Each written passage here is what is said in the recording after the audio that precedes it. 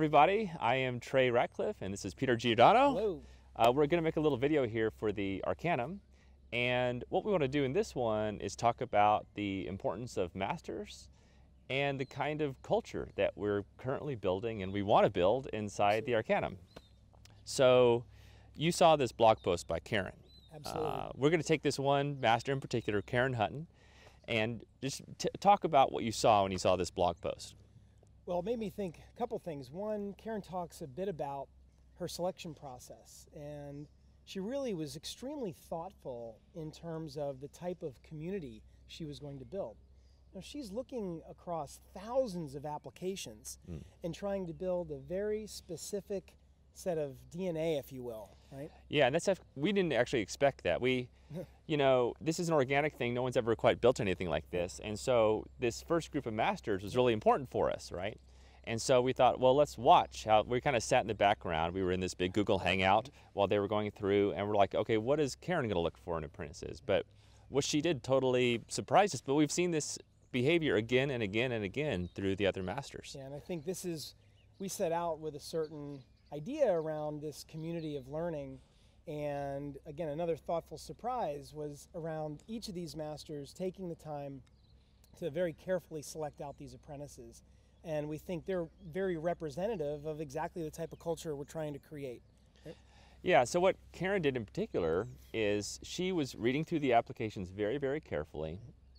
So by the way, if you're an apprentice or you're thinking about applying, make sure you do a really good job on your application. Because you never know what is going to pique the interest of a potential master. You know, every master is really an individual. This is a very personal thing. And since each master can select up to 20 apprentices, they want to make sure they build their own little dream team. This is quite unusual in the world, where a teacher actually gets to pick their students. Is totally unique. And so the idea that she gets to go in and pick people of a certain personality type, that are multifaceted, maybe that have key words that speak to her and her kind of art, this is exactly what she did.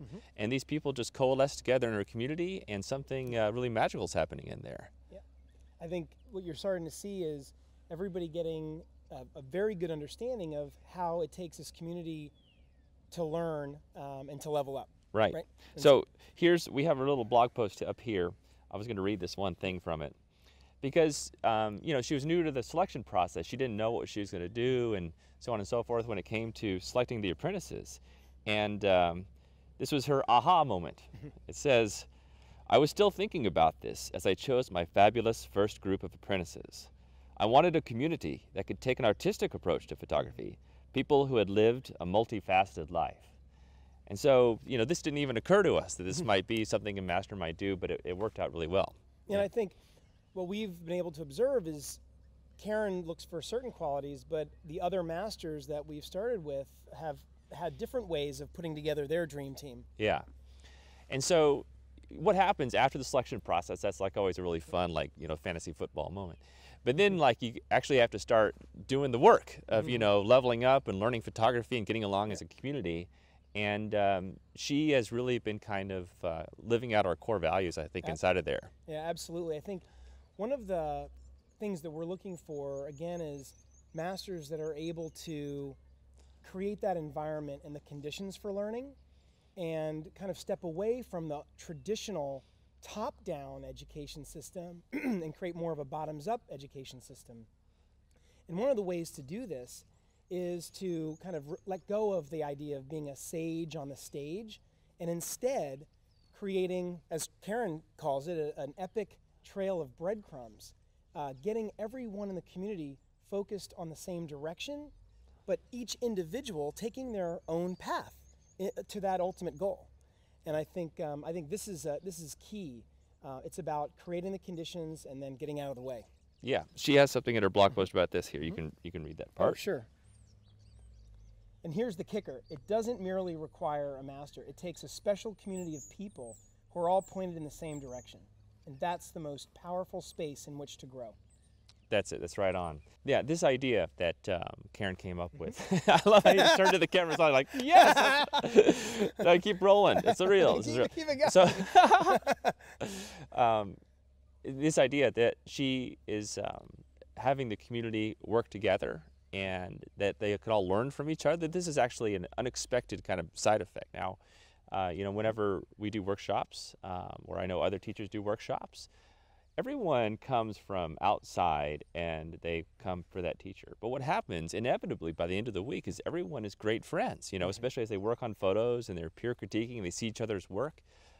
The surprising thing is that you can learn so much from your fellow students, especially in the right kind of environment like we're trying to provide here. Absolutely. Yeah. I think if I can just underscore that, I think one of the things we're also seeing in the Arcanum today are even the apprentices giving little challenges to each other and helping each other critique. Yeah. And so right. we're just seeing a ton of engagement between the individuals, and it creates a very strong and tight-knit community. Yeah, and I trying to picture what this sounds like to someone like not inside the Arcanum. Sure, yeah. Like you don't actually understand the feeling and the community and the camaraderie and the magic that happens within this little tight-knit group until you're actually in there. Now there's this one other quote that I want to kind of finish on from Karen. It's from, she's such a good, not only is she like an amazing photographer and a great teacher, but she's a great writer. I mean, she's fantastic. So let me read this thing. So she says, you know, you don't go this alone, but you travel with a group of like-minded artists who want to go there too. Folks with enough perspective, heart and soul and life experience who can create a space where flourishing is the norm. Right there is the incredible power of community. One reason this is super important for us is because this is a self-replicating system. And if we can seed it with the right kind of cultures, the right kind of attitudes, maybe some of Karen's apprentices someday will become masters of their own and they can create like 1,000 Karens underneath them. And the same thing for each of our masters. Yeah. So this is like super exciting for us, and we can't wait to see what happens next. Absolutely. And we just happened on Karen's blog. She wrote it on her own. And if you see any of these other articles or blog posts or tweets that really tell the story really well, let us know. We'd be more than happy to share it with everybody else. Yeah. Thanks, man. Thanks. That was stupid. Thanks. And scene.